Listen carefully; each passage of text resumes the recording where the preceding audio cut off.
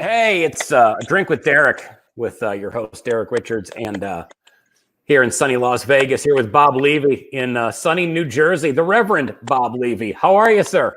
What's up, buddy? It's good to see you again. I haven't seen you since the Cumia show. That's where we met, and it was so much fun. You just like you're like the total good guy. You know what I mean? To be around. I'd love to have a drink with you now that I'm drinking again. Oh, good. Well, yeah, I saw you last. It was last summer, I think. It was last June Yeah. when we had met over doing the Cumia show with Dave Landau and Compound Media, and you were off of booze at that point. You're like, I'm taking it easy. You know what? The whole thing, I've been off of it for like, it was off it for like 10 years. And then I got off of Xanax, right? I went to rehab for that, which was like, you feel like kind of weak going in there. You go, back off. I'm here for Xanax, when people on heroin and that. But it's really one of the most addicting things that you can be on. And I stayed there a week. I felt better. I wanted to leave. They didn't want me to leave because they want the money. Sure. And yeah, and basically, they go, well, you're going to die if you leave. That's how they left it. And I was like, I came home and I felt like I couldn't move. When you have a panic attack, anxiety, withdrawals, and you feel like you if you move your finger, your heart's going to explode. So I had to get an ambulance. My son sees me on the floor and I'm like, call the, the cops or whatever. And the cops came and they're like, well, get up. And I'm like, I can't, and, I ended up going to the hospital, but it was all mind. It's all the mind, the addiction and everything like that is all in the mind. And the withdrawals, you just got to realize you're not going to die. But when somebody tells you you're going to die, you try to, you kind of have that in your mind. So it's scary. Well, now going through everything as we're talking now, this is kind of rolling on the tail end of the whole pandemic crap. I mean, were you worried at all because of the obvious health issues that you've had, that you felt compromised, that you were going to be a possible victim of the COVID? Nah, you know what the whole thing is? Like, I've been waiting for this neck surgery for a while, right? The insurance wouldn't allow it. Then they allowed it, and then this happened. Okay, so then they postponed all elective surgeries. So now I'm waiting, but I took a lung test, right? I smoked since I was 20. The doctor goes, all right, I don't know how to tell you this, but he goes, your lungs are 100% clear. He goes, I've never seen that. And somebody that smokes like that, he goes, please don't tell anyone, because, I was amazed. And then you have to take the heart test before 30 days in. So I took that, and next thing I have to just take a calcium test that they check and see if your arteries are screwed up. But right. Everything's been fine. Like, I'm in good shape for somebody with a broken neck, basically. So well, you get this happened because of a car accident, wasn't it? Yeah, and this was it'll be 3 years in July. Like, we tried everything. Like, I went to rehab 4 days a week.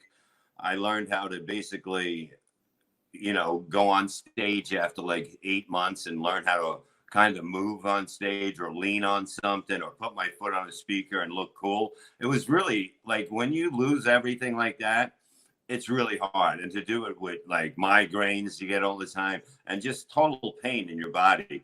But it makes you look at life a different way. I'll tell you that, brother. Oh, no doubt. I mean, and having gone through the stuff you did with Xanax, and you've had a long history. I mean, you started back in the early 90s. I mean, when you really didn't have, from what I had read, you really didn't have any kind of interest in comedy until you were listening to Howard Stern. Then you started sending him jokes and song parodies, correct?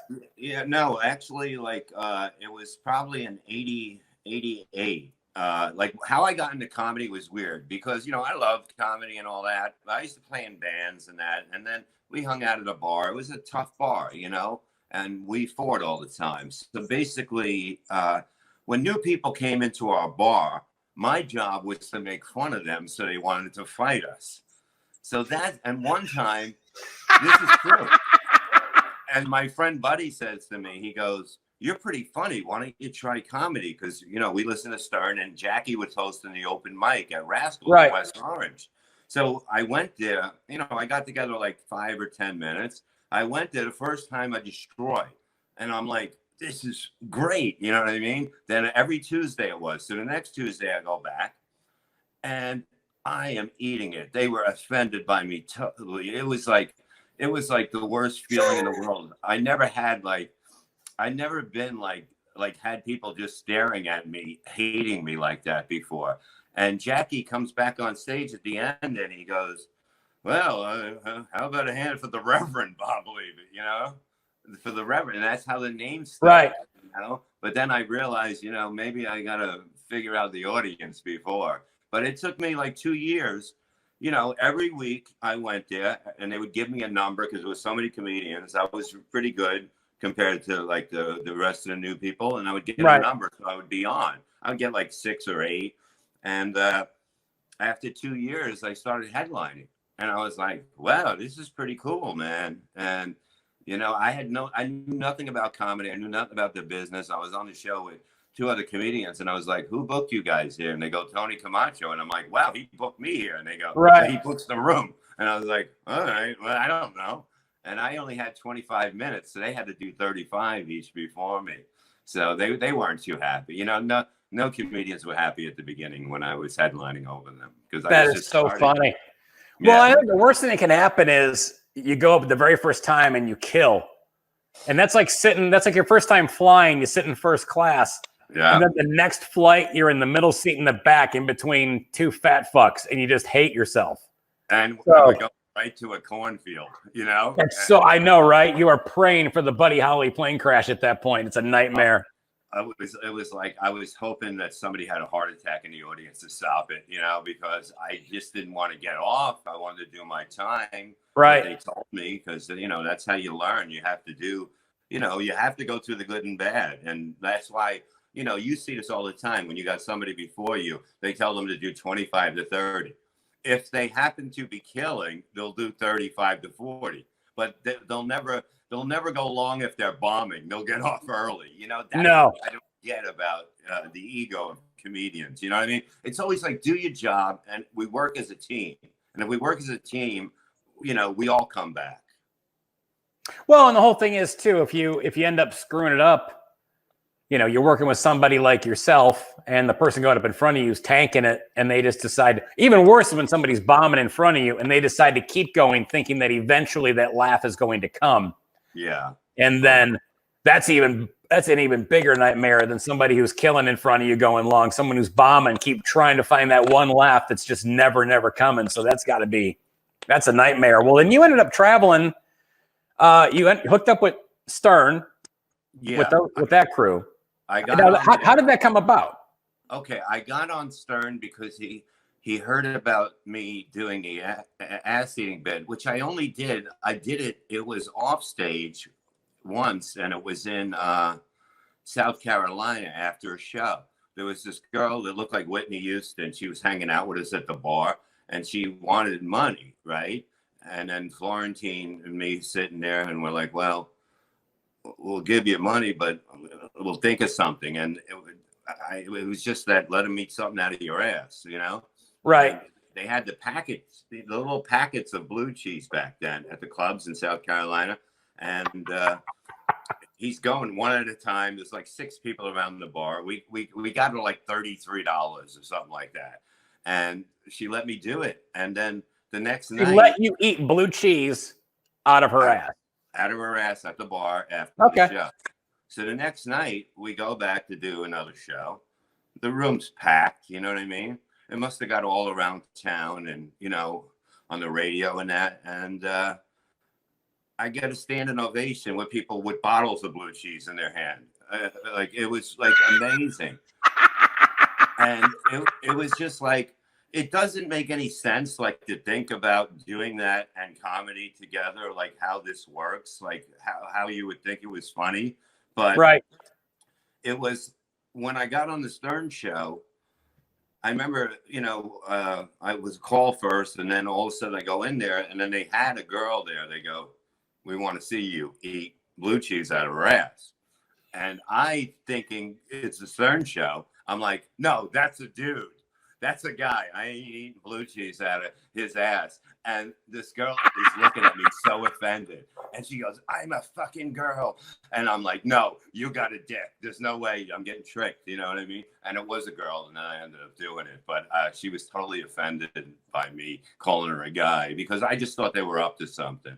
But well, yeah, it was fun. I mean, it was the greatest time, to be on. It was a great time to be on the show.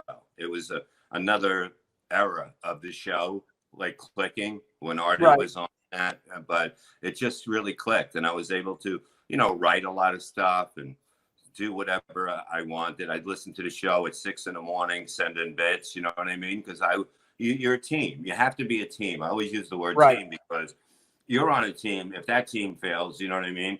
You have to think that way, you're going to fail because you're part of this now. Right. So, but he was like, God then, and then we went to Sirius and everything went from there. I got my own show after a while. I was hosting a roast and, it was just fun. It was fun until it wasn't fun anymore, I guess. Well, you realize that once you've eaten blue cheese out of somebody's ass now twice, you could never complain about shitty food at a restaurant. No, I never did. I actually ate a chicken wing out of a girl's ass one night with the shitty blue cheese. That was funny. I've gotten. I did that one night, and the chicken wing wasn't even cooked, and I was like, "You." Oh my God! Yeah, I mean, it was crazy. I mean, I was drinking so much back then and doing coke that I don't think anything could have affected me. Like food poisoning, it can't. How is it going to go into me with all the liquor and that shit to kill it? So, well, how can you possibly? And listen, if anybody says, "Hey," and you have a big circle of people, they go, "Hey, tell me a good drinking story." When they get to you, and you're like, "I ate an uncooked chicken wing out of a chick's ass," everybody really just walks away at that point. You just get in your car, hop in a cab, and go home, and go, "I can't top that." Yeah, and that wasn't even the topper. The topper was when I was going to, after this night, I was going to retire the bit because how can I go any higher? I had a mother and daughter. I ate blue cheese out of their ass, and I think in Houston, and the husband was in the audience. And I'm saying to myself, how can I top this? You know what I mean? How can I top this? You can't, it's like, but then the crowd would yell for it. And it was like, it was huge. It was like people would go nuts over it. And I just never understood it. But I guess it's pretty fucking insane to have somebody eating somebody's ass on stage. You should put that on your, you're with a woman now, but I mean, you should put that on your Match.com profile. That would be fun. I just want to see who's hitting you up. I just want to see who's trying to get a date with you after this. Probably fat chicks because it's food. I had one big one. I remember, I think it was in Albany, New York, or around Albany. Right. I seen like the shadow come in, you know what I mean? When I asked for somebody, and then it appeared, and I was looking at the audience like, like a wrestler would be like, no, you know what I mean? And I had to do it, you know what I mean? But that was the only one that was like really huge, right? But it was like the show must go on, and that's the way. No wonder you were headlining so fast. Who's going to follow the guy that ate blue cheese off of somebody? That's just no. Yeah, but I wasn't doing it then. I wasn't doing that then. You know what I mean? That was just that evolved. It evolved into something, and I love when how some haters will go, "Oh, that's so hack."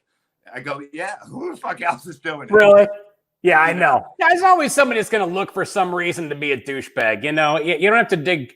You have to dig far into the pool. You have to reach down too far to find someone who's going to be an ass.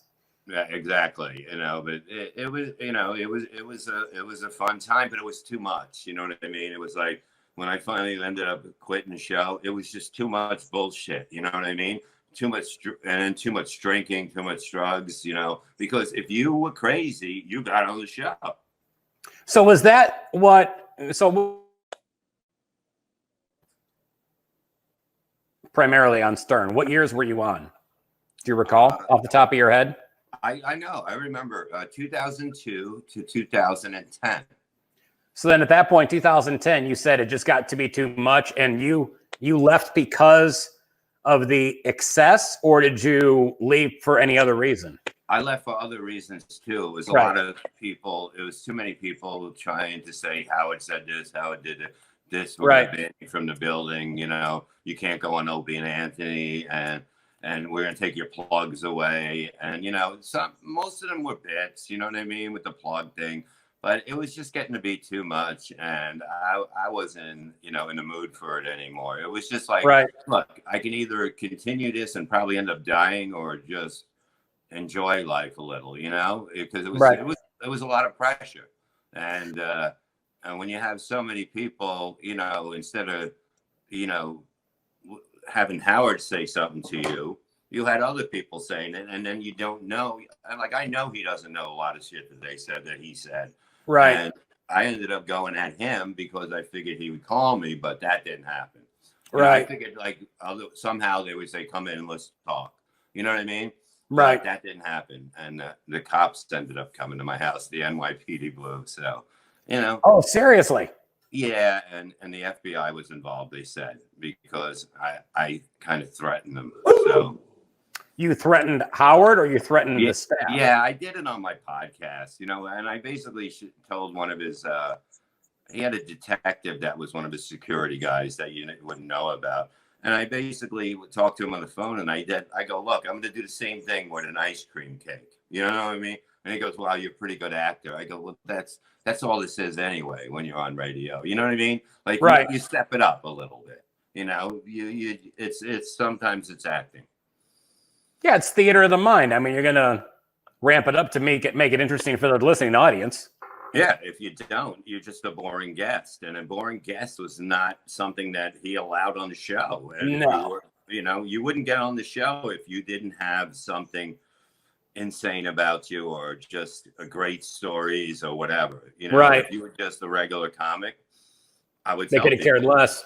You wouldn't be on the show. You know what I mean? I go, I'd love to try to get you on the show, but you're not right for the show. It's just the way it is. What do people not know about him? I mean, he really does care about his show. I've never seen, you know, I've seen like Kid Chris like that too, that really care about the show. I mean, he during a break, everybody was giving him idea. You know what I mean? Like he was working during the breaks. He really cared about what went on the air. You know, right. a true professional that loved doing what he did. He may talk that he didn't love it or whatever, but no, he fucking loved it. And, you know, he was quiet, but he took time to talk to you. You know what I mean? It was an honor to go out places, and he'd show up, you know, and hang out. It was really something. You know what I mean? It was an amazing time to be part of it. But now, do you guys have any kind of a relationship now at all? Have things made up, or just kind of went your own separate ways?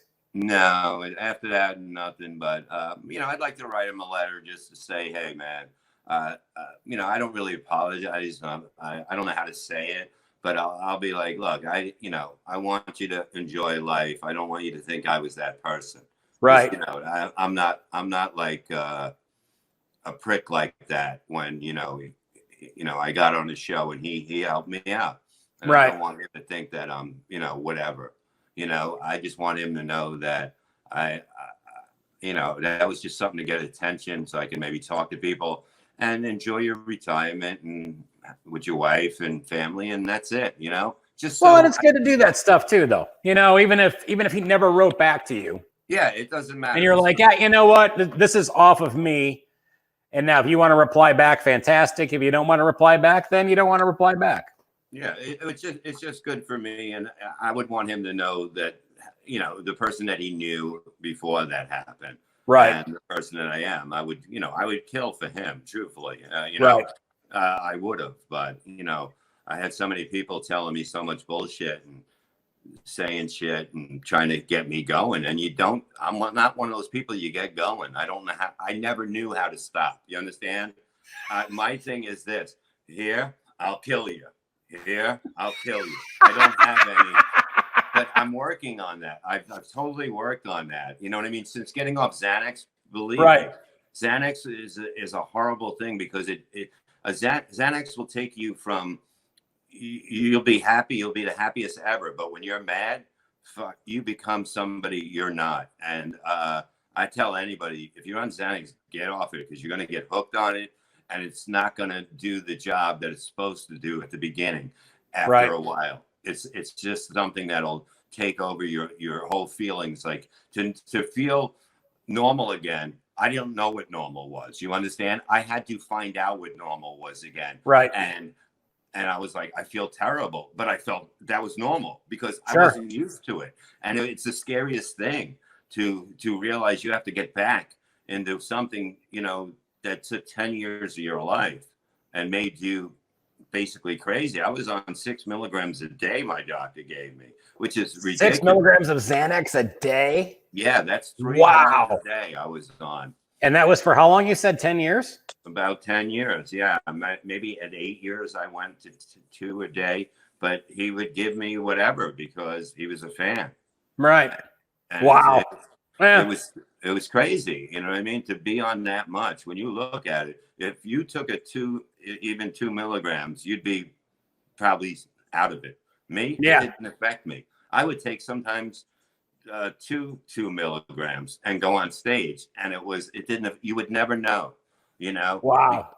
Yeah, I would run out early at the end of the month because I would take too much, and I'd have to go through withdrawals. Well, your brain gets so used to it. And so, yeah, you've got to keep feeding the beast even more. I mean, and then during that era too, because you guys were on tour, it was you and Jim Florentine, Artie Lang was a part of that. I mean, and Artie, I mean, obviously it's well documented that he's had his issues if you read any of his books or, you know, Artie Lang's history. Were you close with Artie when all this was? Yeah, I mean, like I got him like he was working with John, and like he didn't know what he was worth. You know what I mean? He was working with, Stuttering John? Stuttering John. But like it wasn't like, you know, he was happy, you know what I mean? And I said, hey, he goes, we got to work together. So I got my friend in Florida, Don Siegel, he had a room out there. Yep. And I go, hey, you want to come out there? He goes, how much? I go, I got you 15 grand. And he's like, 15 grand. And I'm like, yeah. And he goes, and then they started adding shows to it. And he goes, wow. He goes, you know, because he was making like maybe 2,500. Like he didn't know what he was worth. And I said, you have to look at the numbers of people that come. And then I was able to get him, like his manager would get him up to where I would get him. Then I got Chicago, I got him 30. Then I got Vegas, I got 80. You know what I mean? Right. And I was able to set, and I go, look, this is the number of people that come in. They'd be happy just to break even at the door having somebody like you. So you have to look at business like that. You know what I mean? So if they're still making money, if you still give them 10, 15 grand that they're making, they're thrilled, you know? They're thrilled to have you a big name and to have a show like this with me, him, and whoever, you know? And they're making money. Most clubs don't make money when they have a big name in. That's just the way it is. It's usually in a club, they'll take 100% of the door, you know, if they're not getting paid whatever the hell that they can. And, it was amazing to see him just like, you know, use what he had. You know what I mean? Now, was he heavy into all of his vices at the time when you were kind of helping him out with this stuff, or did that happen later? We were just hanging out like friends and just working. But I never knew he was doing heroin until probably when he told me way after this. I just thought he drank a lot. Right. Like me. I would drink. I would do coke, and he would say, "Oh, that's horrible. Don't do that." You know what I mean? That shit is horrible. I remember to this day him telling me that. Don't do that shit. He would yell at anyone that did it. And but you know, like when I find out, like, oh man, and this time in Chicago he was fucked up, but I didn't know. You know what I mean? I thought he was drunk. It's weird to, you know what I mean? Because when you think of somebody doing heroin, you think of somebody just laid out, right? That's what I always thought. But you know, to me, he was drunk. You know, it looked, and it just never came up, and nobody knew really.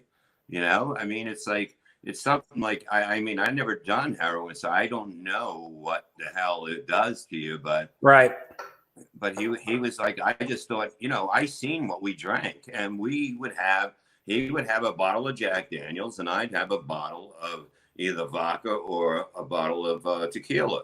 You know what I mean? And we would drink a lot before the show till after the show. And that there was it. no way the coronavirus was going to hit you. No, I mean, I would hate to go that way. all the booze and crap in your system through the years, that virus didn't have a chance. Yeah, no, I mean, that's why, like, today I'm like, I do stay home. I can't go out only, I went out yesterday to the supermarket or whatever, Target, to get some stuff. But I can't deal with everybody with masks on. I don't know if you're like me. Like, I feel like I'm in a fucking waiting room of a hospital everywhere I go. And I just can't deal with it. And to see people with the mask on, I'm like, what is going on? What has happened? Yeah, I was going to ask you, because that's actually, it's funny you say that, because I was going to ask you, what's the craziest thing that you've experienced going through the whole pandemic and the quarantine, the shutdown, and obviously where you're at in New Jersey, which is one of the hot spots, and time you spend in New York too, obviously. I mean, even out here in Nevada, I mean, we have some people that wear the masks, but it's, right now it's still, right now we're starting to get people, coming back to Vegas, but seeing the masks still blows me away. I'm like, you know what? I'm not going to wear a mask. I'm not going to wear gloves. I've always washed my hands. I wasn't raised by wolves. Yeah. My parents always, show me your hands. If they were dirty, I get smacked upside the head and I go back in and wash them. It's like the fact that we need to tell people to wash their hands now, it just completely blows me away. Yeah, I mean, it totally, like, here we have to wear a mask. You cannot go into a store. I went into the Wawa, right, one night. Like, she was working in New York at, for the, the COVID thing when they called everyone there. And I said, let's go, I'll go get ice cream or something like that. And that's not even me. You know what I mean? At 12 o'clock, I'm going to go get ice cream. Right. You know what I mean? And I did it. And I go there and I get the ice cream. And I go up to the counter and he's like, dude, I can't serve you. And I'm like, why?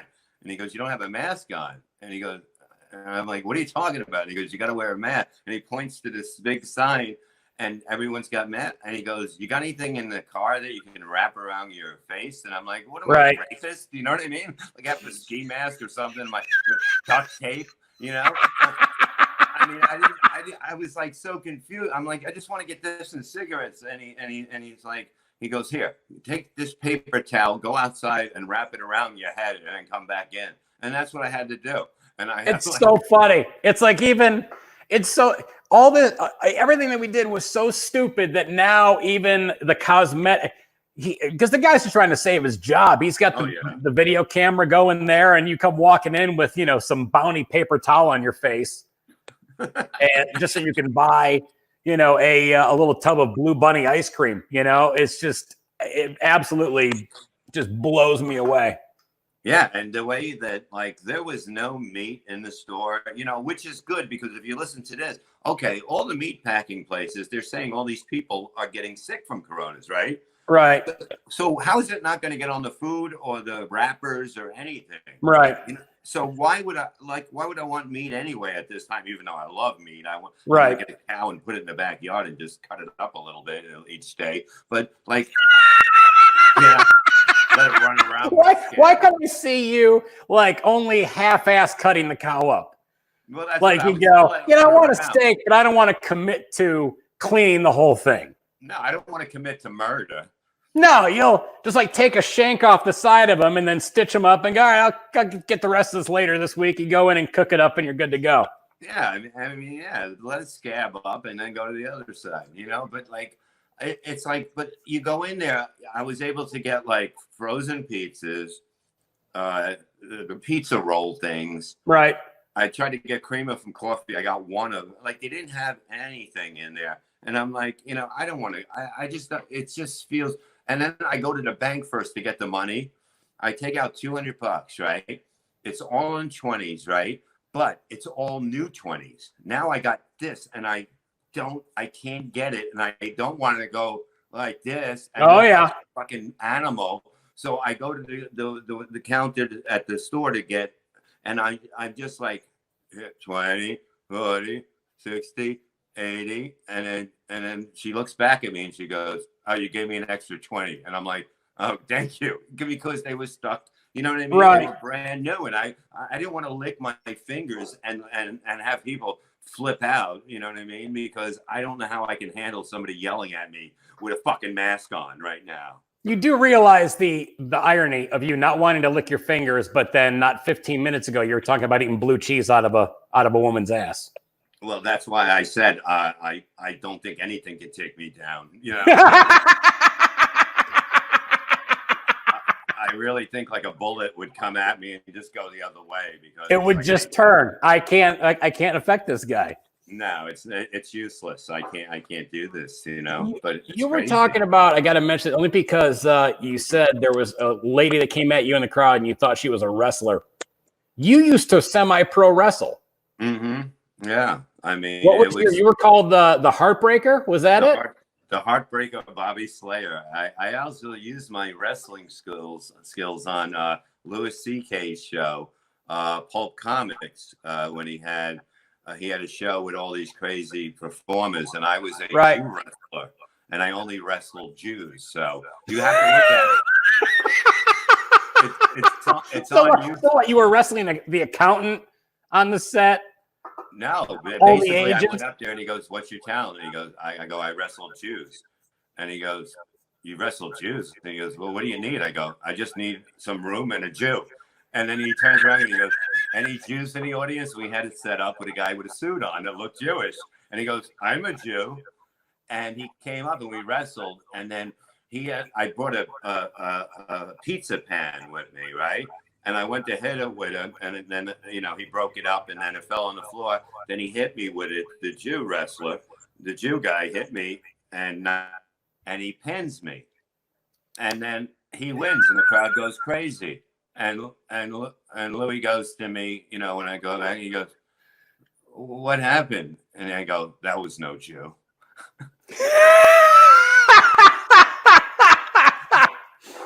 My skill, I wrestle Jews. Yeah, I was a Jew wrestler. That's all. He goes, "You only wrestle Jews?" I go, "That's all I do." You know, and yeah, it's online. You got to get it and look at it. You'll die laughing. But like, I started with. Me and Jim Norton got hired to do Vince McMahon's son Shane's bachelor party on a boat in New York City, right? So we go on the boat, we do the comedy. They liked me. They liked me a lot. And they go, "We can use it." You know, Pat Patterson is a little, you know what I mean? And he's got his hand on my leg going, "We can use a guy like you." And I'm like, "Oh, this is great. Now I'm gonna get pinned and banged in the ass." But who was this again? Pat Patterson. You know, he's known to be, he's gay. Everyone knows okay. it. He was a wrestler, one of the greatest wrestlers of all time. Okay. And he's the WWE. And so my neighbor was Pretty Boy Larry Sharp, which is a wrestler. Right. And he had a wrestling school. So he's like, "Yeah, just train with my guys." Because they wanted me to just be able to do announcing and maybe take hits and that. So I took it and I had fun. I really... It's a lot of work. I mean, it's not as easy as you would think it is. Oh, like, God, no! You gotta be in shape to do that.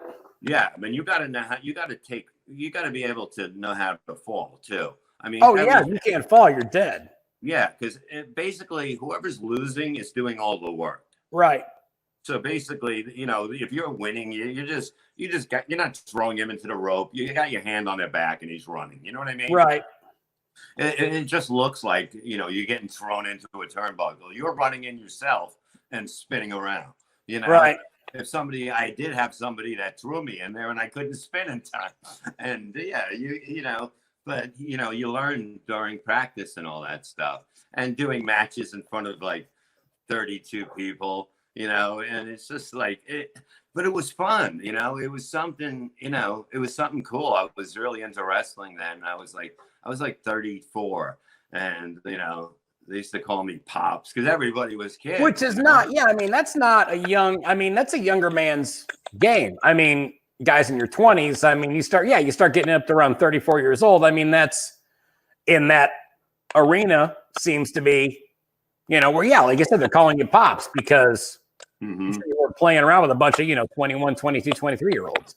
Yeah, and I looked like I wore like this black, tight pants with the red little things on it, fringes, and a black vest. I looked like a broken down Shawn Michaels, and but it was so much fun.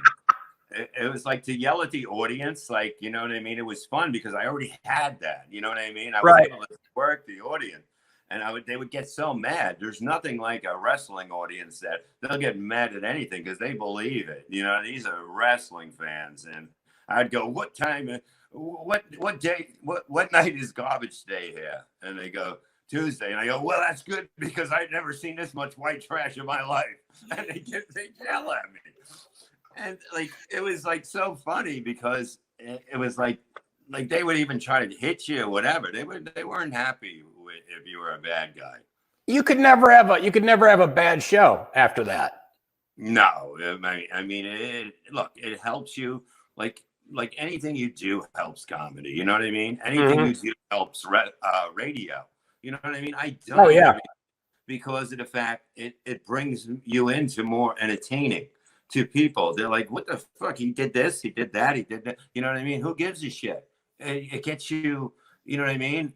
Then I thought maybe I'd get a job, but anyway, it still led to funny talking. You know what I mean? So that's what entertainment is. Well, you do anything that's going to make you more interesting at a cocktail party.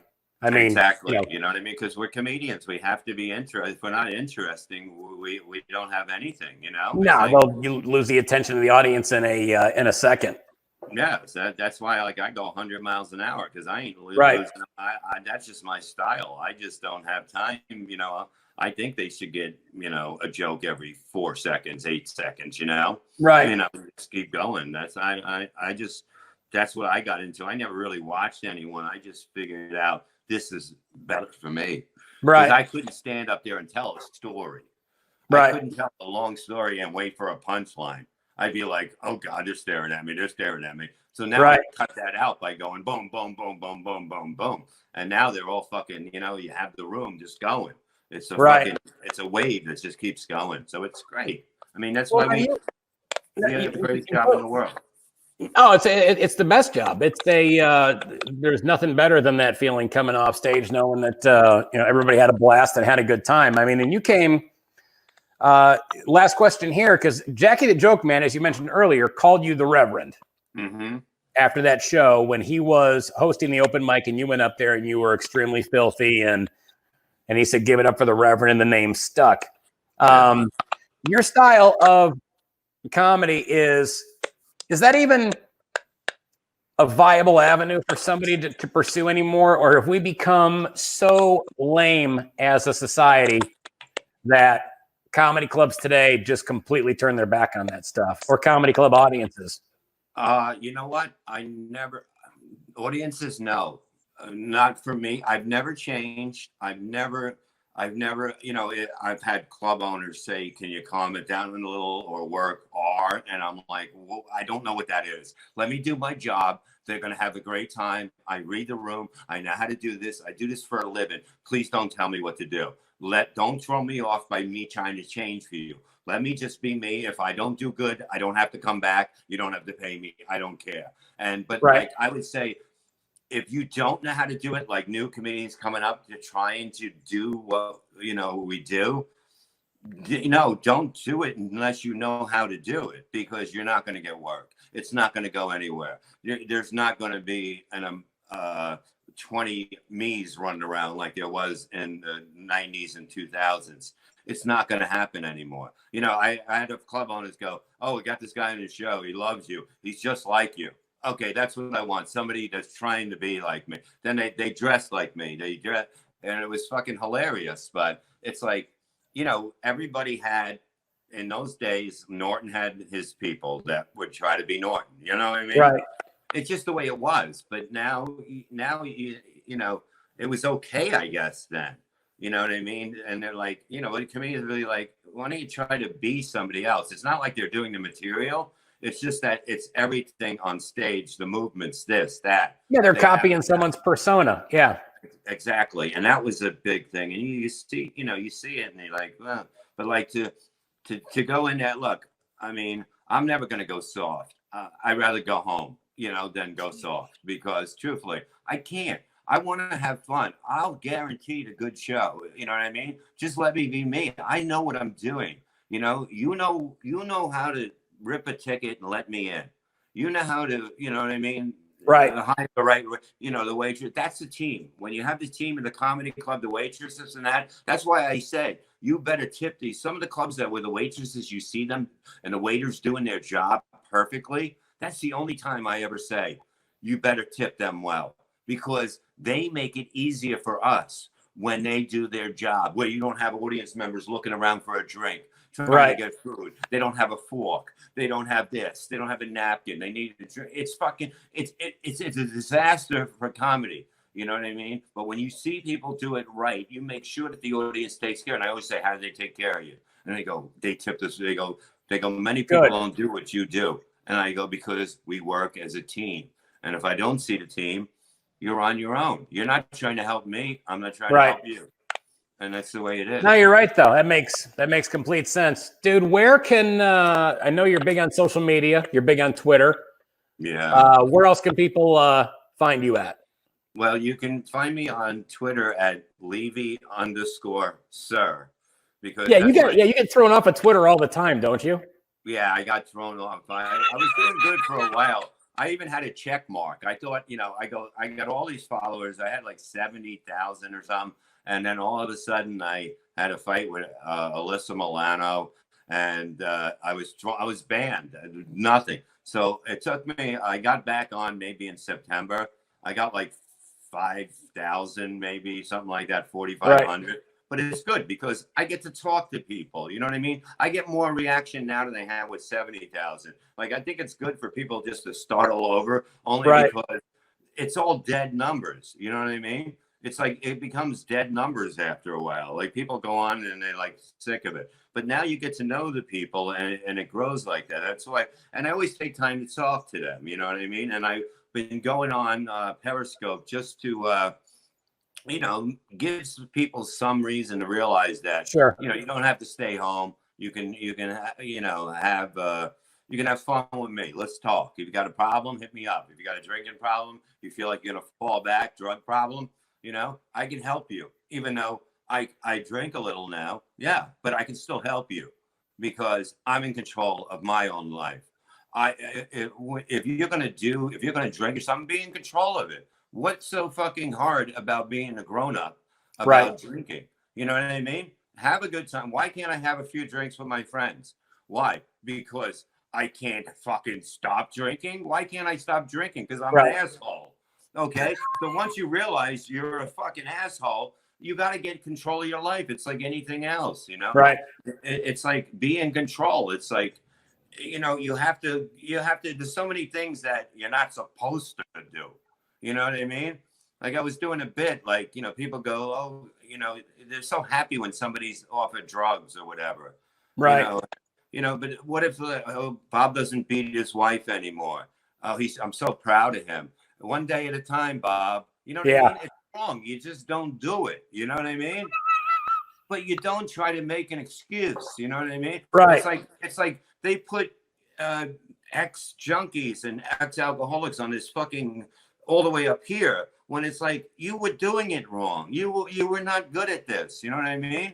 You're not supposed to be, you're not supposed to be drunk and driving. You're not supposed to be doing heroin. It's illegal. Cocaine. It's illegal. You know what I mean? I'll smoke a little pot for pain.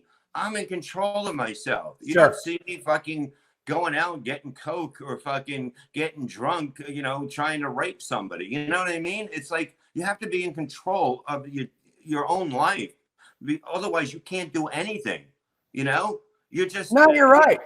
Yeah, and people don't get that. It's like pat somebody on the back for doing something that they're supposed to do, and it doesn't make any sense. Right? It's like, all right, good for you. That's it. You know what I mean? That's all. I'll tell you what. I want you as my sponsor. Yeah. But because because you'll learn. Because everybody. No, wants to exactly. I mean, feel because better. you've seen the worst of what can happen. I mean, based on the issue you had with Xanax and stuff like that, and where you with just and completely drinking backed too. off of booze and everything for a 10-year period, and and now you're like, okay, let me, for you it worked for you to get back and you can enjoy it, and it doesn't control you, which is fantastic. Yeah, and most people are like, I stopped. Then you go to meetings and you're counting days. What are you counting days for? You count days because then when you fuck up, you feel so horrible about yourself. Right. That you want to just continue drinking or doing drugs because you don't have that streak going. Nobody has a streak going, okay? Not even a baseball player can keep a streak going. It's the way life is. Just fucking stop whining and fucking just get your shit together. And that's the key. Just be in control of your own fucking life. Don't worry about numbers. Don't worry. Just do the right thing in your mind. You can't fucking just go full blast because, I had a chip and then the chip it doesn't mean anything anymore. Then fucking just stop drinking again. You made a mistake. Everybody makes a mistake, If you think you made a mistake, you made a mistake. It's not the end of the world. Just fucking get up and dust yourself off and stop being a pussy. That's the way I look at life. You're my new favorite motivational speaker now.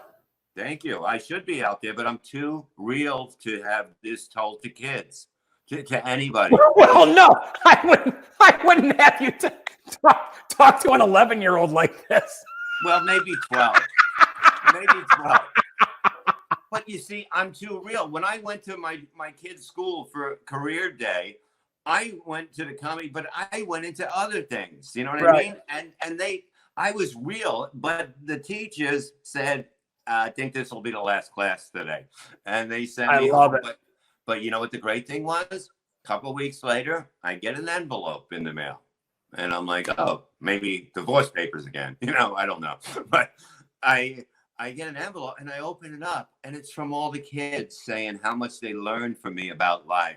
And you see, but people like me that are just going to be honest about life, right? You know what I mean? Are not going to be welcome to try to teach people because of the fact that they have to be hidden from stuff. You know what I mean? I never hid anything from my son ever. He knows everything I told him everything. Right. You don't see him out there fucking running around like a maniac. I tell him, you do not make the mistakes I made. Right. And that's how people learn. You don't by going, I hope he's not doing this. I hope he's not. I hope he's not. Are you fucking kidding me? Right. You got to step in and go, you're not going to do this. You know what I mean? You want to have a good life. You can run around, whatever, playing your bands and shit, but I'm going to allow, I'm going to fucking be 100% behind you, 1,000% behind you, but don't fall into the same thing I did. And right. It's working. Dude, you're amazing. And I can't wait for us to hook up again in New York. I'm going to get back up there. We'll do Kumi and Landau show again, and then we'll head across the street to the Irish pub from the studios up there in Manhattan, and we'll buy you tequila and I'll have an Irish whiskey and we'll laugh our asses off. That sounds good, but I might only have wine. That's all right. I'll pull the slack and take care of the other 3 or 4 or 5. You got it, brother. Good. It's so good to talk to you again, man. Because we really, there's not many people like you hit it off and you feel, and you're like, every time your name comes up, I go to my wife. He's such a good guy. You know what I mean? And that's when you see that in this business, you want to be around those people. No, I agree completely. We had such a good time on the show and still maintain contact through the past year, which you never do anymore. Everybody kind of gets lost in the shuffle. And so I'm glad that we've kept in touch and glad to have you on here. You look fantastic for somebody with the stories that you have. I'm surprised. I'm happy you're not in a fucking coffin. Well, I do sleep at one because I'm a vampire. But besides that, I'm doing pretty good. The Reverend Bob Levy. See him when he comes to your town. Find him on social media. He's a riot. You're awesome, buddy. Thank you so much. Thank you. You too, brother. Pleasure.